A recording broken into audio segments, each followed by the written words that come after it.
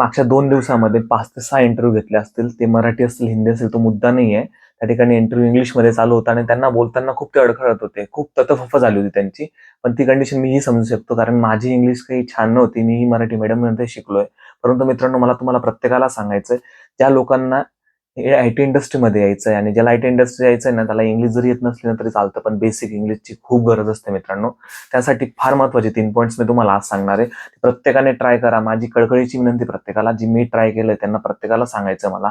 सगळ्यात महत्त्वाची गोष्ट, जोराने बोला. न्यूजपेपर जोराने बोला, ब्लॉग जोराने वाचा, LinkedInवरच्या इंग्लिश पोस्ट असतील किंवा लहान मुलांचे जे स्टोरी बुक्स असतात ना, ते वाचा मित्रांनो. सेकंड गोष्ट, आरशासमोर उभं राहा. बाहेर बोलायला आपल्याला लाज वाटते ना, ऑकवर्ड फील होतं ना, आरशासमोर उभं राहा, जोराने बोला. आपणच आपल्याला क्वेश्चन विचारायचे आणि त्याचं आन्सर आपणच द्यायचं मित्रांनो. तिसरा मुद्दा आहे, आपण जे बोलतो ना ते रेकॉर्ड करा आणि ते स्वतः ऐका. रेकॉर्ड केल्यानंतर समजतील आपल्या चुका काय आहेत. त्या चुका समजल्या, इंटरनेटची हेल्प घ्या, ते स्टेटमेंट प्रॉपर करा आणि पुन्हा ते बोलायला सुरुवात करा. या गोष्टी केल्यानंतर पुढच्या 1 ते 2 महिन्यामध्ये तुम्हाला फरक जाणवायला सुरू होईल आणि तुमचा कॉन्फिडन्स नक्की अप होईल मित्रांनो.